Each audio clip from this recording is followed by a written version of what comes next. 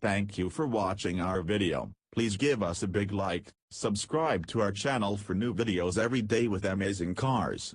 Leave us your opinion in the comment section on the video. Thank you. It has been eons since Minis actually lived up to their namesake, and that is one of the first things you notice about the Mini Countryman. It is anything but mini. A much larger crossover version of the standard Cooper with 2 extra doors, the Countryman is the biggest and most practical Mini to ever sport the famed badge.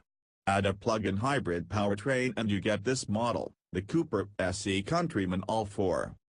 Although seemingly a paradox on 4 wheels, the larger Countryman doesn't stray far from the company's tradition. During the 60s heyday of the iconic and truly small Morris Mini Minor, the company also expanded its line-up with larger versions. And right now, Mini parent BMW Group is on a tear to add electric versions of just about everything. In base form, the Cooper Countryman competes with the Audi Q3, and the Mercedes-Benz GLA. But because of its hybrid status, the Countryman SE All-4 actually remains as the only car in its class with the plug-in hybrid powertrain. Is it worth the buzz, starting at $36,900? Interior and tech. Despite their small footprints, Minis were always incredibly space-efficient, being able to fit more inside than what meets the eye on the outside. Though much larger, the Countryman SE All-4 retains that efficiency. Thanks to its upright and boxy profile, the Countryman is very easy to get in and out of, both in the front and rear, for full-size adults. Once settled inside, the higher roofline yields a very spacious and airy cabin, with plenty of space for 5. Its gas competitors, the Audi Q3 and Mercedes-Benz GLA, all feel terribly cramped in comparison. Because the Countryman is also a BMW plug-in hybrid underneath, technology is a big focus on the inside. The infotainment system lives front and center, inside a circular ring inspired by Mini's iconic dashboards of yore.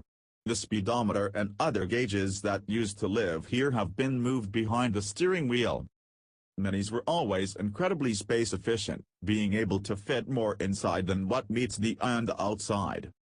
The screen runs Mini Connected, an onboard app suite that displays overall vehicle functions and the operation of the hybrid system. It also collects data based on your driving habits and reports it back to you, and all in the hopes that it can encourage you to become a more fuel-efficient driver. This is a hybrid after all, and that's one of the Countryman SE All-4's missions. Apple CarPlay is available as part of the basic touchscreen navigation package. But if you want parking assist, active cruise control, and parking distance sensors, you'll need to spring for the $1,250 driver assistance package. The dashboard layout and overall interior design seem well thought out and fun, particularly with quirky touches like airplane-style rocker switches on the lower portion of the center console. But the materials seem a tad bit on the cheap, plasticky side for a car that can cost well north of $40,000. Unlike larger and taller crossovers that drive more like SUVs, the Countryman drives like a tall wagon with just a tad bit of extra ground clearance. So rest assured, the Mini won't bore you behind the wheel if you decide to tear up some back roads, or if you want to test your rear occupant's tolerance to G-forces.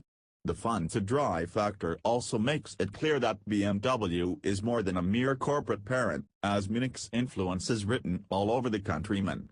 Settled down to normal driving, and the Countryman does much better to absorb road imperfections than its smaller siblings. The Mini won't bore you behind the wheel if you decide to tear up some back roads. Mash the gas and the Countryman SE All-4 jolts around quite a lot quicker than its 1.5-liter 3-cylinder hybrid powertrain suggests on paper. Maybe we shouldn't be surprised. This is, after all, the same turbocharged 1.5-liter twin-power 3-cylinder used in the i8 sports car, but in a detuned state. It powers the front axle while the additional electric motor powers the rear axle for a total of 221 horsepower and 284 pound-feet of torque. According to official test figures from in-house, the Countryman PHEV hits 60 in just 6.7 seconds. The gas motor itself churns out 134 horses of those 221 and 162 of those 284 torques. But it's the instant-on electric wallop that really allows the Countryman to feel like there's a much bigger engine under the hood. On the road, it's quite astonishing.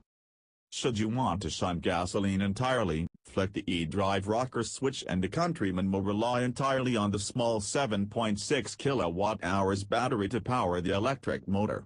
Mini says it will run on electric up to 77 miles per hour and on a good day, 24 miles of range. Then, the gas engine comes in to operate like a hybrid, making Countryman SEL4 only good for a total driving range of 270 miles. Which is short even when compared to some gas-only options. This is where the Countryman begins to come up short. Errand runs around North New Jersey were enough to deplete the electric capacity and kick us into hybrid mode before we returned home with groceries. And any sort of public charging station was at least a 5-mile route deviation from any of my destinations, given my living quarters doesn't have charging options available. But it might fare better in other scenarios. Access to charging, and a stop-and-go commute between Brooklyn and Manhattan would make the Countryman's hybrid system makes more sense. Otherwise, the EPA rates the Countryman SEL4 at a combined city, highway rating of 65 miles per gallon. Warranty. All Minis come with a 4-year, 50,000-mile warranty from bumper to bumper for all non-wear items. How DT would configure this car? Though we reviewed the plug-in hybrid Countryman, we'd recommend just sticking with the all-gas engine if you do a lot of long-distance driving outside the metropolitan city area. Get the Countryman SEL4 for $5,000 cheaper, or even the front-wheel drive model if you don't need all-paw traction. The S model adds a hint of sportiness to the mix with different suspension and tuning, and is worth the $2,500 upgrade. Thank you for watching our video. Please give us a big like, subscribe to our channel for new videos every day with amazing cars. Leave us your opinion in the comment section on the video. Thank you.